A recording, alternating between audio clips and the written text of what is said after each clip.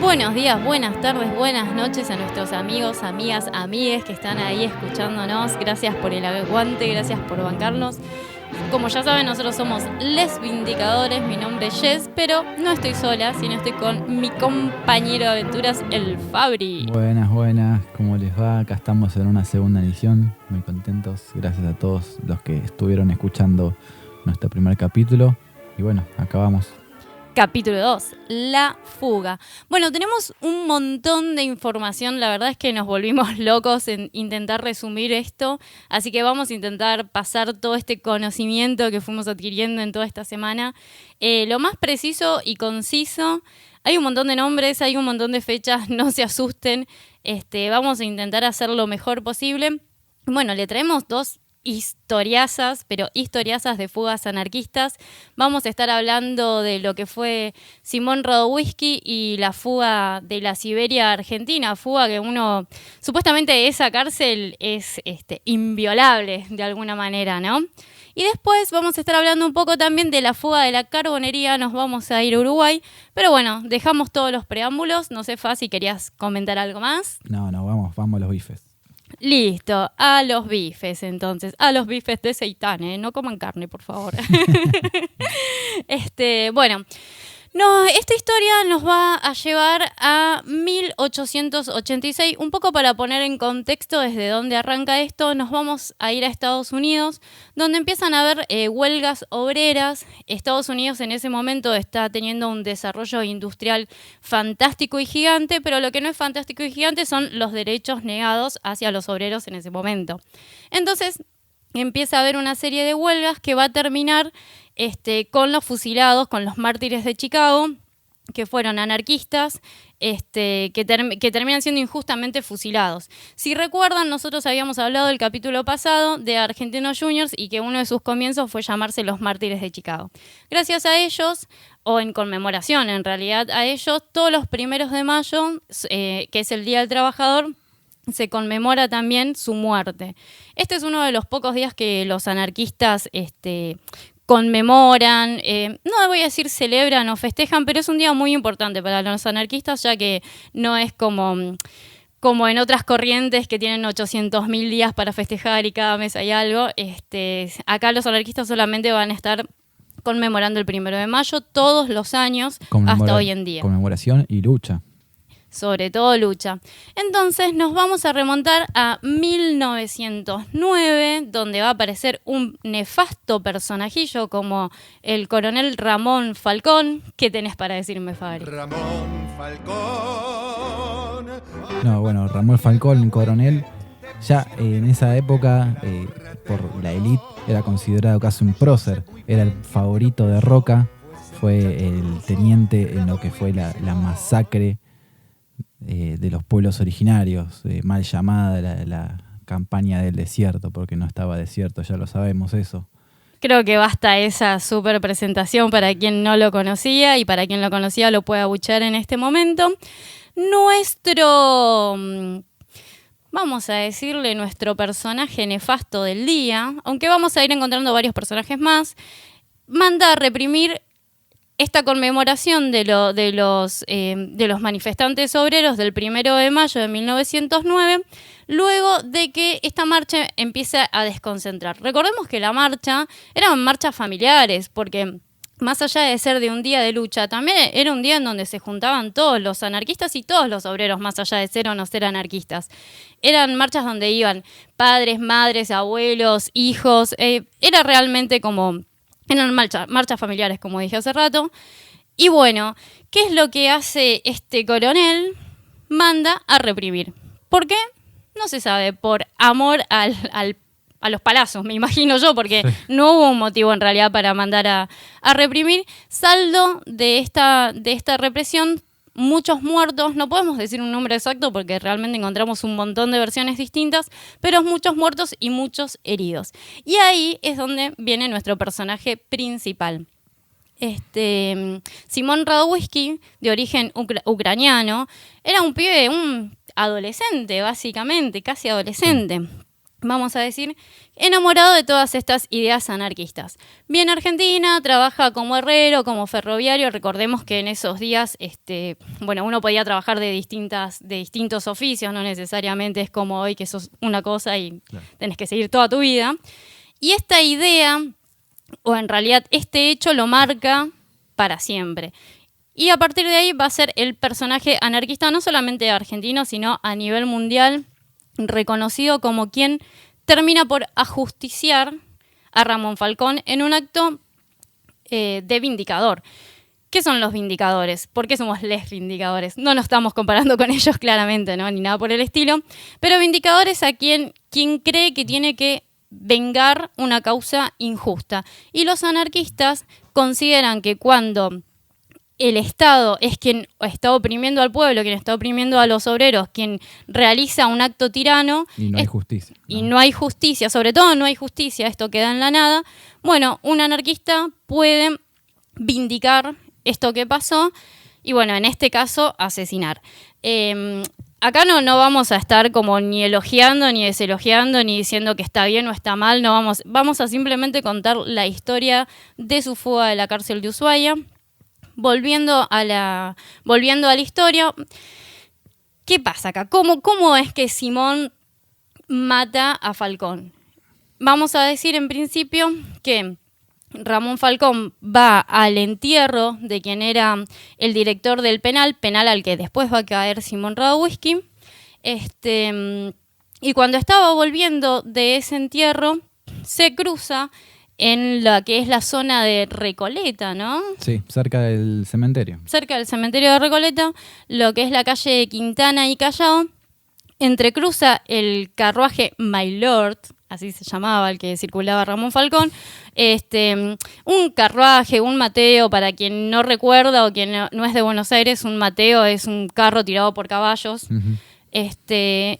Intercepta a Falcón con su humanidad, porque esto hay que recalcarlo, no es que eran varios, no es que vino con un caballo, no nada. Él solo con su humanidad tira una bomba que termina por matar a Falcón y a su asistente. Obviamente, estás matando al jefe de la policía, o sea, claramente te van a buscar y claramente te van a querer matar. Y dicho y hecho, bueno, Simón es apresado. En 1900, dime. Sí, quiero hacer un paréntesis que la figura de Falcón era tan respetada que, bueno, hoy en día tiene su calle acá en los barrios de Flores y Floresta. Totalmente. La calle Ramón Falcón. Y bueno, que durante años ha tenido el repudio de varios vecinos, ¿no? De hecho, no es extraño ir caminando por esas calles y encontrarse a las chapas con el nombre de Falcón tachadas y reivindicando a Simón Radowisky, ¿no? Ojota con quien se metió Simón y no le tembló el pulso, como a Falcón no le tembló el pulso para matar un montón de gente y a pueblos originarios, ¿no? En este momento nos situamos en 1911, Simón Radowisky tiene su juicio, lo quieren fusilar, o sea, lo decretan, no sé si está bien la palabra decretar, pero bueno, en el juicio terminan diciendo que lo van a fusilar. Radowisky puede acceder a un familiar, avisarle a un familiar, el familiar de él lleva la partida de nacimiento y se dan con que, Simón es menor de edad. En ese momento no se podía, no me sale la palabra cuando te enjuician. Condenar. No, eso, no me salió esa palabra. No podían condenar a fusil a mujeres o a menores de edad. Es por ello que entonces, bueno, se van a tener que quedar con las ganas de matarlo, pero bueno, no sé, con la vida que tiene después, la verdad que no sé. No, bueno, no sé, fue muy buena vida, o sea, buena vida en el sentido de que pudo seguir luchando y peleando y llevando sus ideales, ¿no? Pero la pasó terriblemente. Bueno, el destino que le tocó no fue muy, muy lejano, ¿no? Lo mandaron a la Siberia Argentina. Totalmente, pero en principio lo mandan a la Penitenciaría Nacional. Penitenciaría que yo no sabía, pero que está en lo que es hoy Plaza de las Heras. Exacto. Es una locura, yo nunca me hubiese imaginado que haya habido una penitenciaría, pero la había, y es una penitenciaría que sufrió de varias fugas. Una de las tantas fugas se cree que fue preparada para Simón Radowisky, Los presos tenían a cargo un sector de un jardín y a partir de ahí empezaron a hacer un pozo, un túnel que tenía que traspasar los 60 centímetros de la pared que los separaba de la libertad. Es por ello que, bueno, fueron cavando, y bueno, lograban tapar el pozo porque con unas parcelas, no son parcelas en realidad, porque parcela me parece que es una medida bastante grande, sino con esos cachos de pasto que uno compra para, si tiene un jardín, si tiene la suerte de tener un jardín. Los famosos cuadraditos de pasto. Claro, con eso lo iban tapando hasta que, bueno, llega el día y se fugan. Pero ¿qué pasa? A Simón Radowisky lo llevan antes a Ushuaia. Algunos lugares dicen que lo llevan ese mismo día, horas antes o esa semana. Es trasladado a Ushuaia, entonces no puede concretar la fuga Simón Radowisky, pero sí lo pueden hacer Salvador Planas y Virela y Francisco Solano Regis. ¿Quiénes son ellos? Ellos también son anarquistas. Salvador Planas es quien atenta contra Quintana que era presidente en ese momento, y Francisco Solanas atenta contra Figueroa Alcorta, que fue quien sucede a Quintana después de que éste se muere. Y acá es donde empieza el martirio, porque Simón Radowisky es llevado a la Siberia argentina. Para quien no conoce de nuestro país, Ushuaia, el penal de Ushuaia, queda, si ves un mapa, te vas hasta abajo de todo, que hay como una patita de Argentina. Bueno, ahí está Ushuaia y ahí está este penal que es invencible por lo que se ve. Ushuaia conocida como el fin del mundo, ¿no? Claramente. Es un penal donde en principio se creía como que estaban los adelantos en cuestiones carcelarias, ¿no? Como que era una nueva política de cárceles, que después, gracias a Simón Radowisky y a su escape, termina haciéndole entender al mundo las torturas que se estaban viviendo, porque eras un olvidado, básicamente. De hecho, se comprobaba que la única finalidad que tenía esa cárcel era la de torturar y digamos así, condenar en vida a presos políticos. Sobre todo presos políticos. Era una cárcel destinada para anarquistas en esa primera instancia, en ese momento, también para asesinos. Podemos recordar y decir que el petizo orejudo estuvo destinado a esa cárcel. Para quien no conoce la historia, por favor, googléela, porque es una historia de crimen, un policial argentino que es muy interesante, es muy cruel. Si quieren googlearlo, la verdad que sería muy bueno. Sí, lo grave es que a Simón no se lo lleva en calidad de preso político, sino de preso social. Era como una escala más alta, como ya atentás directamente contra contra la patria, contra la intención de vivir en sociedad. Y bueno, no es menos, asesinaste al capo de la Policía Federal, imagínate el trato que recibía ahí adentro, ¿no? Claro, Simón era pero lo peor de lo peor que te pueda llegar a encontrar. De hecho, él estaba condenado en vísperas a la conmemoración de la muerte de Falcón a quedar 20 días a pan y agua, muchas veces a la intemperie, muchas veces sufriendo más torturas todavía de las que ya tenía ese día. Recordemos que han hecho intentos de fusilamiento, que eso era lo que peor lo tenía según sus cartas. Decía que no le importaba pasar hambre, no le importaba pasar sed, no le importaba el frío. Recordemos que en Ushuaia hace un frío, pero tremendo, tremendo. O sea, no hay nada. O sea, hay montañas, hay glaciar, digo, no hay absolutamente nada. Imagínense el frío que hacía. Pero eso él no lo quebrantaba. Lo que sí lo quebrantaban eran todos los intentos de fusilamiento donde se le cagaban de risa. Eran lo que terminaba como quebrando un poco su psiquis. Torturas psicológicas, básicamente. Básicamente, cosas que se siguen haciendo hoy en día, ¿no? Simón siempre fue muy bien recordado en la cárcel porque todas las causas injustas, o sea, una cárcel que estaba llena de injusticias, se las tomaba al hombro, peleaba por sus compañeros, hasta él mismo intentaba cumplir condenas de presos que estaban muy mal, muy enfermos. Entonces es por ello que se gana el respeto y el cariño y la admiración de todas las personas que estaban en la cárcel, menos obviamente los guardiacárceles, ¿no? Los querían matar. Es así como gracias a la figura y a la difusión. Recordemos que es un momento en donde no hay internet, entonces la difusión es totalmente difícil, pero muy efectiva. Los tiempos básicamente son otros, ¿no? Totalmente. Entonces se empieza a planear un rescate desde afuera. Un rescate no, en realidad se empieza a planear su fuga. Y es así como terminan haciéndole llegar un uniforme de guardia cárcel para que él pueda salir tranquilo sin que nadie sospeche de que está faltando. A su vez, el creador de Diario Crítica, que no es exactamente él quien subvenciona y a quien le interesa este tema, sino es a su esposa, que la vamos a conocer como la Venus Roja. Déjame buscar el nombre, que por acá no saben la cantidad de información que tenemos, entonces a veces se nos hace medio difícil encontrar todo esto. Salvadora Medina Honrubia. Ella es quien se apropia un poco de lo que le pasa a Simón y quien subvenciona y es una parte colaborativa del plan bastante importante, donde viajan Barrera, Rosigna, viajan a Chile, donde van a alquilar una goleta a un tal Pascualini, quien lo tiene que estar esperando del lado de Argentina para escapar a Chile. ¿Por dónde van a escapar a Chile? Por el canal de Beagle.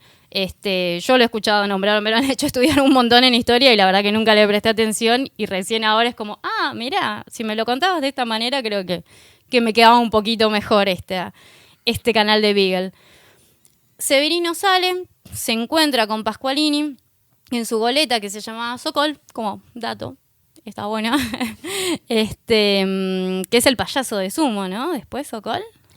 Sí, el cantante, uno de los cantantes. Bueno, malísima, yo soy malísima recordando nombres, pero no sé, ¿tendrá algo que ver con esto? Sí, no sé, habrá que investigar. Vamos a investigar, googleenlo y si saben algo nos lo dicen en los comentarios.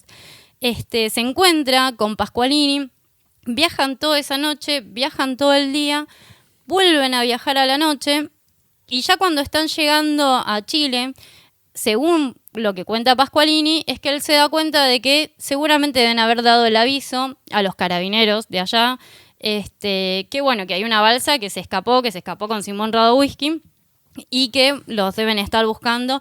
Entonces él le dice, che, ¿por qué no te quedas en esta isla? Yo te banco. Y cuando pase un poco todo este quilombo, cuando ya no te estén buscando más, yo vuelvo por vos, te paso para Chile. Según palabras de este señor, bueno, Simón no quería llegar sí o sí a Chile. Imagino que también, o sea, tenés miedo, no sabes dónde estás, porque recordemos que no había un Google Map en ese momento. O sea, a los chabones los llevaban a la Siberia Argentina y ellos no tenían idea de dónde estaban parados, dónde había. De hecho, hubieron otros intentos de fuga que fracasaron porque no entendían siquiera dónde estaban y además por las condiciones climáticas también. Sí, muchos murieron intentando fugarse justamente por estas condiciones y también por la debilidad en la que se encuentra tu cuerpo al estar sometido a tantos maltratos y tantas torturas. Claramente. Y bueno, dan la voz de alto, se encuentran con el buque chileno, dan la voz de alto. Según Pascualini, él lo termina tirando a Simón al agua con un par de víveres para que pueda llegar a tierra. Ahí es donde Simón sobrevive un par de días, pero obviamente en un clima así, ya decíamos, con el cuerpo deteriorado de tantas torturas, de no comer, no sobrevive mucho, no pasa mucho tiempo hasta que cae desmayado y bueno, en las requisas que se estaban haciendo en todos los lugares para encontrarlo, imagínate, esto es algo mundial que se haya escapado Radowisky, terminan por encontrarlo y bueno, lástima, vuelve a Ushuaia. Ahí vamos a tener un segundo intento de fuga de Simón Radowisky, donde Miguel Arcángel Rosigna entra como guardia cárcel, porque como para poner también un poco en contexto, ¿no? No había muchas chances de llegar a Ushuaia, o sea, nadie quería ir a Ushuaia porque no había nada, no había absolutamente nada. No, prácticamente ni había población, o sea, uno de los fines también con lo que se creó esta cárcel, este penal, era para poblar justamente ese lugar. Claramente, entonces en esa época se decía que vos podías llegar a Ushuaia siendo un político caído en desgracia, o sea, te mandaban ahí a ser gobernador o lo que sea, robando gallinas, porque bueno, además de ser una cárcel para presos políticos, era una cárcel para gente común, emplearse como guardia cárcel, que era algo que tampoco nadie quería hacer. Y si no, bueno, obviamente ser anarquista y haber hecho algo que ya hayan agarrado haciendo algo, y bueno, también te mandaban ahí. Esta parte es ultra curiosa, porque quienes denuncian que Rossigna entra como guardacárceles son socialistas y sindicalistas. O sea, what the fuck, ¿por qué lo están denunciando? ¿Qué onda? Bueno, recordemos que un tiempo antes la Fora ya se había separado, siendo la Fora del 5º y del 9º Congreso, donde se separaba el lado anarquista con el lado comunista, socialista, sindicalista, porque bueno, ya habían empezado a tener como unos roces y no les cabía mucho el accionar del otro, se empezaron a pelear. Y bueno, creo que es una gran consigna de por qué, o sea, no entiendo por qué hicieron esto, y a su vez sí entiendo por qué estaban peleados, pero no entiendo, la verdad. Si ustedes entienden algo y me quieren aclarar las cosas, no sé, es una locura. O sea, es una locura, pero bueno. Rossigna, obviamente, anarquista expropiador, que ahora vamos a estar hablando de él. Obviamente no se queda con las manos vacías y le incendia la casa al director del penal, no sin antes haber enviado una bomba que no llega a explotar, pero bueno, no me voy a guardar todos los comentarios que tenga. Cerrando un poco la historia de Radowisky, al finalizar su condena después de 21 años, en realidad no la finaliza porque recordemos que estaba condenado a prisión perpetua, pero sí en 1930... Irigoyen le da la amnistía y lo deporta por la ley de residencia promulgada por Miguel Cané en 1902. Recordemos que esta ley de residencia, que es la que tanto nombra Osvaldo Bayer, gran y querido Osvaldo Bayer, a vos este programita, es una ley donde deportan a cualquier extranjero que tenga ideas políticas o que haga algún revuelto contra la nación. Sí, aparte era una ley bastante cruel porque no es que deportaban a toda la familia, sino que deportaban, en este caso, por lo general era al hombre trabajador. Entonces, ¿qué obtenía? Buscaban es que el hombre laburante no se involucre en acciones políticas justamente para proteger a la familia. Era uno de los fines. Y así han desarmado familias y entre otras tantas cosas crueles que hicieron. Sí, la verdad que es increíble, y es increíble pensar que esta ley se deroga recién en 1958. Recordemos que ya 1958 son las elecciones donde el peronismo está proscripto, pero que ya había tenido su momento el peronismo donde no la proscribió. Claro. Y que bueno, en este momento yo creo que el que la proscribe es Frondizi, porque es quien termina ganando esas elecciones con la mayoría de votos en blanco, que es una muy linda historia para entender qué significa el voto en blanco, pero bueno, no la veremos hoy. Lo cierto es que, bueno, Irigoyen dice, mira, ya está, cumpliste tu condena. Obviamente había muchísima presión social, muchísima presión internacional, marchas, diarios, o sea, todo estaba puesto en el foco de Simón Radowisky. Terminan liberándolo, pero le dice, mira, flaco, está bien, yo te dejo que te vayas, ya está, cumpliste la condena, todo, pero te la tomás de acá, no sé cómo haces, te vas a otro lado, porque yo te aplico la ley y no te quiero ver más acá. Así que bueno, los anarquistas le mandan un hermoso, bellísimo traje a Simón, un sombrero, que los sombreros también te daban como una cierta alcurnia, ay, qué palabra, te dan como una cierta diferencia, y sale, están las fotos en Google si las quieren ver, sale Simón Radowisky todo súper canchero y dice, vieron, no pudieron conmigo, yo salí de la Siberia, se va a Uruguay, y acá es donde vamos a empezar a conectar nuestras historias con la segunda fuga. Se va a Uruguay, y para cerrar un poquito lo que fue la vida de Simón Radowisky muy a largos plazos, en Uruguay obviamente la policía le hacía bullying, lo seguía por todos lados, lo que querían era que se vaya de ahí, y bueno, arranca la Guerra Civil Española, donde vamos a tener un personaje que vamos a nombrar ahora que es tremendo como Durruti, y bueno, decide ir a pelear para allá. Spoiler alert, o sea, termina todo bien para Simón Radowisky porque en la Guerra Civil todos lo protegen, porque claramente era un símbolo viviente. Claro, de hecho él se quería, o sea, yo me imagino la personalidad de Radowisky después de haber salido de la peor cárcel del mundo, es como me voy a comer el mundo, quiero ir al frente y matar Sí, a todos olvídate. los franquistas, a todos los fachos. Aparte, Claro. es un pibe joven. Nosotros no estamos tirando la edad, pero no pasa de los 30 años Claro. cuando se muere. Es protegido allá, es llevado para México con un nombre falso y bueno, termina sus días. Claro, ahí el rol que le otorgan es el de propagandista. O sea, cuando ya el ejército franquista empieza a tomar todo el territorio, ellos huyen y son capturados en lo que sería un campo de concentración en Francia. De ahí se escapan y bueno, y con documentos truchos logran mandarlo para México. Donde muere de muerte natural, ¿no? Bastante joven también muere, no recuerdo ahora la edad, pero muere bastante joven.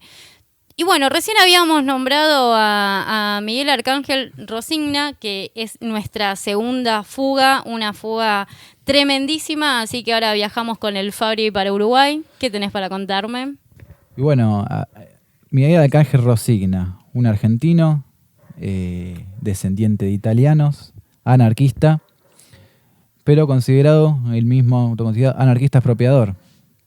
¿Qué es un anarquista expropiador? Se deben preguntar algunos. O sea, ¿qué es la expropiación? O sea, era una modalidad que tenían los anarquistas para obtener recursos, o sea, para financiar todo lo que eran las acciones y las propagandas dedicadas al movimiento. O sea, todo era destinado para el movimiento. O sea, nada de ese motín, nada de la plata que se recaudaba iba para uso personal, digamos. Claro, ¿no? porque ellos siempre decían, o sea, a la policía los mantiene el Estado, ¿no? Le da plata el Estado. Claro. Tipo, a la iglesia también le da plata el Estado. A los comunistas lo financia la URSS. Entonces, ¿nosotros de dónde tenemos que sacar la plata? Y bueno, de nuestros lados. Claro, esto era éticamente aceptado por los anarquistas porque se basaban en el principio que desarrolló Pierre-Joseph Proudhon, uno de los pilares del anarquismo, un francés, que en 1840, él en su obra de ¿Qué es la propiedad?, él bajaba el siguiente concepto, ¿no? Decía que la propiedad era un robo. ¿Por qué es un robo? Porque él decía que la propiedad solo puede ser adjudicada a quien la obtenga como fruto directo de su trabajo. Todo lo demás, todo el otro capital, se lo considera robado a la sociedad y a la clase trabajadora. Es por esto que no había discusiones al respecto en cuanto a éticamente, ¿no? De las expropiaciones. Es como la historia de Robin Hood, ¿viste? El que Claro. roba a los pobres para darle a los ricos, pero por alguna razón que no sabemos ni Al revés. entendemos. El que roba a los ricos para darle a los pobres. Que por alguna razón como eso, no sé si porque es un cuento, porque es una historia, la gente lo acepta, pero cuando lo llevan a cabo los anarquistas expropiadores, de repente es como, no, esto está totalmente mal. Bueno, continuemos entonces con toda esta bellísima historia. Bueno, podemos destacar que el primer atraco, digamos, con estos fines políticos se da en 1919 en Argentina, que fue realizado por un ruso, Boris Vladimirovich. Él lo que buscaba quería editar folletos y propaganda para difundir lo que estaba pasando en Rusia. Recordemos que bueno, en esa época Rusia estaba en su auge revolucionario con los bolcheviques, con todo el proletariado dando batalla. Quiere dar un asalto a un cambio ubicado por la avenida Rivadavia, en la que participaban él y un chofer, los cuales, sale mal porque en la huida los logran capturar y los meten presos. En este contexto de expropiaciones es que que lo encontramos acá a Miguel Arcángel Rosigna, que realizó varios atracos en Argentina. Él se dedicaba prácticamente a eso, los cuales en algunos tuvo la colaboración de Durruti, que tuvo un paso fugaz por Argentina, ya que Durruti tenía un grupo que se llamaban Los Solidarios, que anduvieron girando por Perú, por Chile, por México, y es así que llegaron a Argentina en tren, buscando fondos todo recaudando fondos para la lucha contra el franquismo que venía creciendo a lo loco por allá por España. También realizaron diferentes atentados con Durruti con objetivos que eran estadounidenses, ¿no? Eso eran en protesta por lo que estaba ocurriendo en Estados Unidos con Sacco y Vanzetti. Sacco y Vanzetti, que eran dos anarquistas, vamos a hablar muy rápidamente porque seguramente también hagamos un capítulo sobre ellos. Eran dos anarquistas de palabra que difundían todas los que son las ideas y son agarrados como perejiles por un robo a mano armada donde matan a unas personas. Y bueno, todo el juicio es bastante raro. Esto estamos hablando de Estados Unidos. El juicio se va enturbiando, la opinión pública está muy presente para que no lo fusilen. Hay marchas mundiales también en Argentina. Bueno, los terminan fusilando. Si quieren googlearlo y si no tienen ganas de leer, hay una obra genial que se llama Las cartas de Sacco y Vanzetti. Está el libro también. Está la película. Está la película. Pero si pueden ir a ver la obra cuando pase la pandemia, por favor vayan porque es un caso tremendo. Sí, de hecho se puede buscar, creo que está la obra también para ver por streaming, por contenido así. Sí, está en YouTube, pero tiene mala calidad. Si se la bancan. Bueno, volvemos a Rosignà. Él se movía con Andrés Vázquez Paredes, también otro anarquista, y junto a Severino de Giovanni, otra gran figura que va a merecer seguramente otro capítulo más adelante, y junto a los hermanos Moretti también, hacen un golpe de uno de los más grandes que hacen, que es asaltan al recaudador del Hospital Rawson. Esto es en 1927, o sea, ubicándonos, fueron 3 años después de este intento a querer rescatar a Simón de la... A Simón Radowisky de Ushuaia. Exacto, gracias. Se llevan 141.000 pesos, que para esa época era un montón. Pero, o sea, no un montón, un montonazo. O sea, piensen que en ese momento las cosas valían centavos. O sea, decirte un peso era... Bueno, hablábamos en el capítulo anterior que para un club oficializarse le salía, ¿cuánto era? 30 centavos un sello y... no, 3 pesos. 3 pesos el sello y les exacto. Costaba un montón llegar a eso. Imagínense esta suma con la que se van. Todo esto, además de ser empleado para diferentes tareas solidarias de la causa, va financiado a lo que es la falsificación de dinero. Algo que era muy importante para Rosignà. Él creía que a través del dinero falso se podía derrotar a la burguesía. Un poeta. Sí, y es así que era como una moneda de cambio, digamos, de los anarquistas expropiadores en esa época, de falsificar la plata. Después de este golpe se tienen que rajar junto a los hermanos Moretti y justo a 3 catalanes que fueron enviados por Durruti desde España. Se van para Montevideo y ahí realizan otro gran asalto icónico en la historia del Uruguay, que es el asalto al Cambio Mesina, cerca de la plaza principal de Montevideo. Esto es un año después del golpe al Rawson. Y va a quedar en la historia por lo sangriento y lo violento. Se llevan 3 muertes y 3 heridos, que para esa época, por ahí hoy en día, con tanto asalto, con tanta entradera, tanta muerte, por ahí 3 muertes, bueno, es un asalto más. Claro, vos hoy decís un tiroteo con la policía. Y bueno, es uno más de los tantos que pasan por acá por el conurbano, ¿no? Pero en ese momento, y de hecho, tipo, la figura que se toma del anarquista es esa del bandolero tiroteándose, esa figura casi un cómic, digamos. Entonces, en esos tiempos, que eran tiempos bastante tranquilos, donde no existían las rejas, donde uno dejaba la puerta abierta. Claro, sobre todo en Uruguay. Uruguay era considerado también como un país, se le decía como el país de la libertad, o sea, porque también en un contexto donde había tantos tiranos y tanta represión, era como un país bastante tranquilo donde se consideraba que vos podías ir y decir y publicar lo que quieras, que sin miedo a que te estén persiguiendo. Dicho nada más y nada menos por el Che Guevara. Tal cual. Hay unas conferencias en las que él explica. Y que después va a tomar mate a la casa de no sé quién, que estaba en contra de todo. Pero bueno, no, volvamos a la fuga. La fuga. Encima de 3 muertes, o sea, el saldo, o sea, la plata que se logran llevar es nada, o sea, 4.000 pesos uruguayos. O sea, para el saldo de 3 muertes, la verdad que un bajón.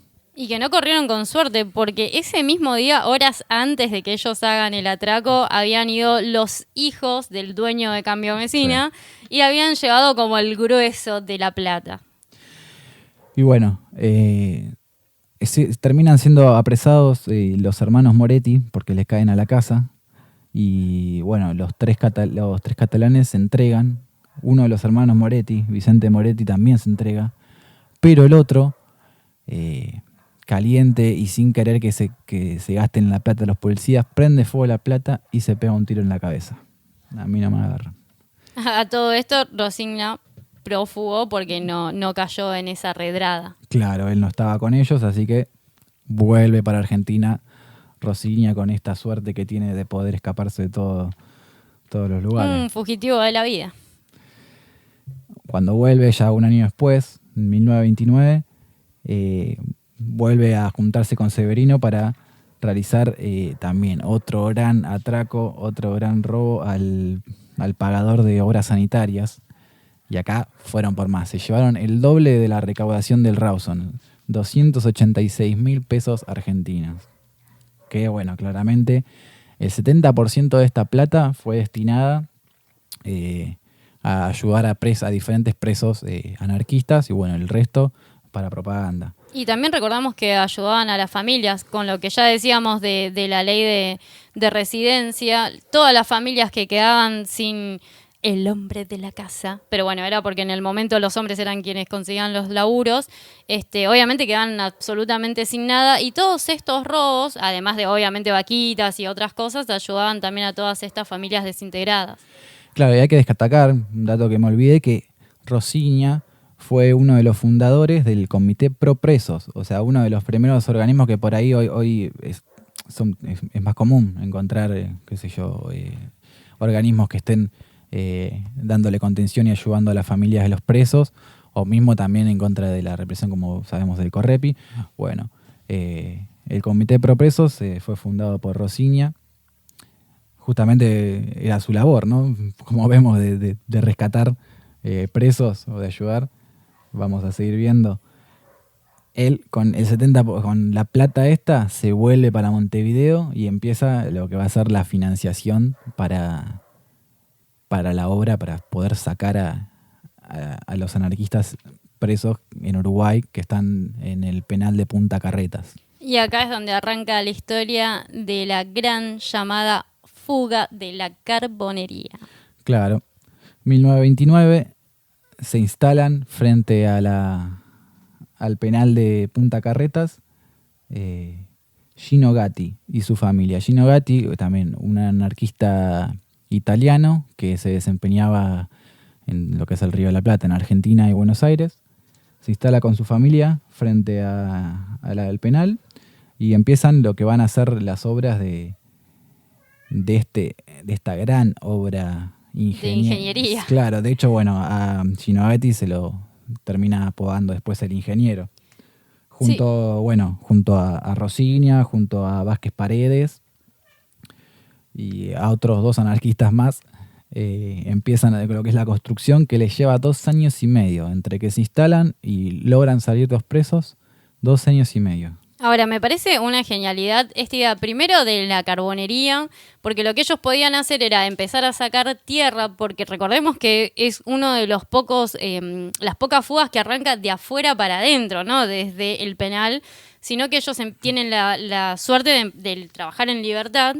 Entonces, por la noche hacían todos estos movimientos y de día sacaban junto con el carbón, iban sacando tierra. Claro. O sea, poquito a poquito, nadie sospechaba nada, los vecinos por ahí sentían algún ruido, pero Gino Gatti era muy querido por toda la gente. Era como un hombre honrado, y de hecho la carbonería se llamaba el Buen Trato. O sea, toda la gente, todos los vecinos lo querían un montón. O sea, se vino con la familia. Era como la pantalla perfecta para poder hacer todo este escape sin que jamás nadie sospeche nada.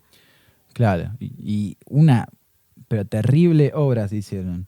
O sea, hicieron un pozo de 2x2 que contaba, y todo el túnel contaba con perfecta iluminación eléctrica, tenía ventilación, Y era un túnel de 50 metros que cruzaba la calle y salía al baño de la penitenciaría. Es así que, bueno, los 4 anarquistas, o sea, Moretti y los 3 catalanes, se escapan. Bueno, y junto con ellos también 5 presos comunes que vieron la oportunidad y dijeron, nos vimos, y salieron con ellos. Después también quisieron salir un par de presos más, pero esos sí fueron apresados. Y bueno, tiene que ver con lo que dice Jess, de que era muy querido en la zona, que los que avisan a la policía son los mismos vecinos al ver que empieza a salir de la carbonería gente que no conocían. Entonces ahí es que dan el aviso. Che, hay gente que nos junamos y salimos. Claro, ellos creen que es un robo a la carbonería. Exacto. Pero nunca van a sospechar que eran los presos que los estaban esperando después autos una calle más atrás. Claro, de la calle de atrás de la carbonería lo esperaban 3 autos a todos los presos, directo para irse. El problema es que ellos no se van del país, se quedan en Montevideo. Los 3 catalanes toman otro rumbo y a Moretti lo estaba esperando Rosigna en una casa. Unas 9 días después es que los descubren. Y es muy curiosa la manera que tienen de descubrirlos. Ay, sí, la verdad que después de todo este arte ingenieril para poder salir de la cárcel, los descubren por un perro. Sí. ¿Cómo era bien la historia? Yo sé que lo reconoce un empleado de la perrera municipal. Claramente. Hay un empleado de la perrera municipal que estuvo con ellos preso en el penal de Punta Carretas, ya obviamente en libertad y accionando como funcionario público. Nada, se encargaba de agarrar perros de la calle. Persigue a un perro que se mete en la residencia donde estaban ellos. Él atrás reconoce a Moretti. Y bueno, obviamente llaman a la policía porque además había una recompensa gigantesca por esto. O sea, no es que simplemente lo hizo por amor. O bueno, por ahí sí, tenía cabeza de Kobani y quería también hacer eso. Pero bueno, eras el chabón que había descubierto a Rosigna Moretti, así que la fama mundial. Difícil tener cabeza de Kobani después de haber estado preso en el penal, pero bueno. Yo creo que lo hizo más por la plata, pero bueno. Eso es sí, tema. Es verdad. Bueno, hay algunos que nacen con el corazón arriba, como dice el dicho. Claro.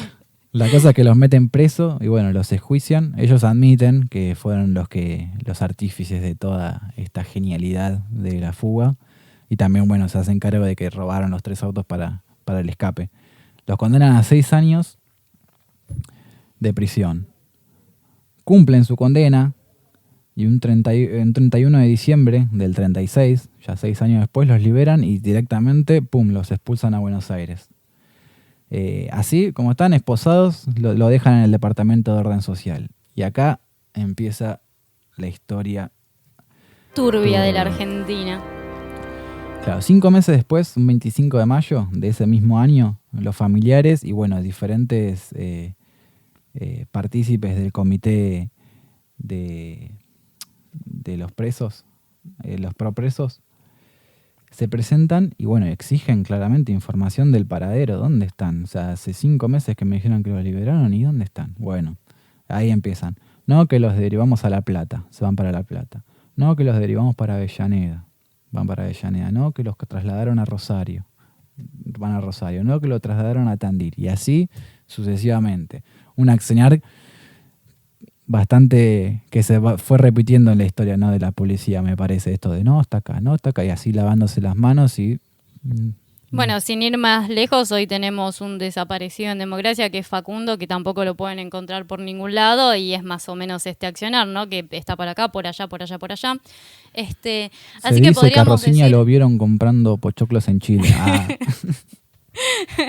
Cuidando perros en Montevideo. Así que bueno, podemos decir que ellos son los primeros desaparecidos de Argentina. El tema es que nunca aparecieron sus cuerpos, nunca se los volvió a ver con vida.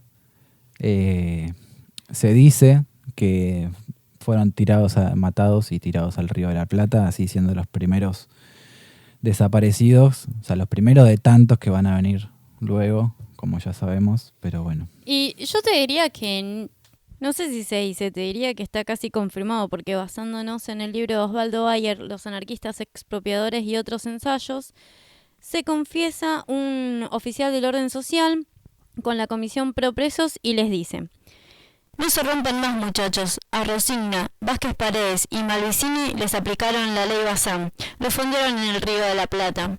Y un dato que es muy curioso es que Bazán fue condecorado por Juan Domingo Perón por sus méritos y es nombrado en 1947 subjefe de la Policía Federal. Y no sé, por ahí lo condecoró por ser sincero, no sé. Tal vez en ese momento que no se encontraba. Pero bueno, qué raro acá el peronismo siempre tan tibio. No sé si llamarlo siquiera tibio. Me parece que... Ambiguo, me parece que sí, ambigua es la palabra. Bueno, y acá terminamos, ¿no? Con nuestro especial de fugas. No quería, sin más, irme sin más, de establecer este paralelismo con esta fuga de la penitenciaría de Punta Carretas. La misma penitenciaría. Claro, porque en 1971, o sea, menos de 40 años después, tiene otra fuga muy numerosa. O sea, es la fuga de presos políticos más grande del mundo. 111 presos se fugaron. El movimiento Tupamaro. Muchos lo deben conocer, muchos no. Pepe Mujica, expresidente de Uruguay, era militante de los Tupamaros. Hoy en día los Tupamaros se conformaron como el Frente Amplio, una de las dos fuerzas políticas más grandes de Uruguay. Los Tupamaros que tienen como, no orígenes anarquistas, pero que han tenido anarquistas en su club. Claro, lo loco, por ahí el punto de encuentro es eso, o sea, el inicio en los 60 del movimiento Tupamaros se destacaba también por la heterogeneidad de sus ideas. O sea, tenías socialistas, tenías maoístas, tenías unos cuantos anarquistas. Y el punto en común, más que nada, eran las modalidades. O sea, lo que veníamos hablando de las expropiaciones. Bueno, ellos no solo expropiaban, hacían atracos a bancos para financiar la lucha, sino también que intervenían en los ejércitos militares de Uruguay y les robaban todas las armas para armarse, para hacer la lucha combativa. Después fue decantando en un ideal más que nada marxista, guevarista, olvidando, bueno, los orígenes. Pero bueno, quería más o menos... Sí, un poco que o te ayornás a la política o morís, como terminó pasando a los anarquistas, que obviamente después de la Guerra Civil Española, acá con Uriburu, terminan por hacerlos desaparecer. Lo curioso de todo esto es que los Tupamaros, cuando intentan fugarse, se cruzan con el túnel anarquista. Sí. Ellos, claro, tenían otras dificultades porque el túnel lo hicieron de adentro para afuera, no tenían todas las herramientas y las facilidades con las que contaban los anarquistas, pero también fue una obra de ingeniería muy grande porque tenían un túnel que conectaba los 3 pisos y que salía para la calle, para una vivienda que estaba del otro lado. O sea, en ese punto bastante similar. Y bueno, como para ir cerrando un poco, contar esta joyita, no sé, como esta curiosidad, ponele. Para quien no conoce Uruguay, Punta Carretas hoy es un gran shopping ultra cheto. Esa parte de Uruguay es una de las partes más chetas que está cerca del Parque Rodó, la playa Positos, me parece. Y hoy es un shopping, así que hoy puedes ir y comprarte... Debe ser, en el mundo debe ser la única cárcel o una de las pocas cárceles que terminó en shopping. Pero no servía para nada, o sea, se le fugaron 800.000 pesos. Claramente sirve más como shopping.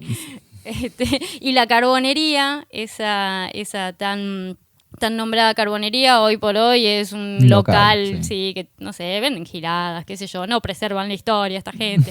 Bueno, no, mentira, Uruguay es uno de los que más preserva la historia.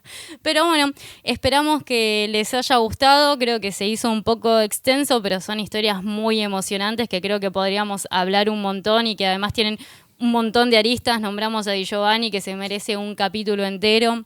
Nada, espero que les haya gustado, gracias por acompañarnos y bueno, no sé, próximamente saldrá algún otro podcast seguro. Si tienen alguna idea o algo que quieran que hablemos, avísennos. Sí, lo pueden ir comentando, se lo están escuchando en YouTube, lo ponen ahí abajo. Si no, ya hicimos el Instagram. También nos pueden poner por ahí. @lesvindicadores, el canal de YouTube son Les Vindicadores, en Spotify somos Les Vindicadores. Y bueno, un abrazo gigantesco, muchísimas gracias y nos vemos la próxima. Adiós.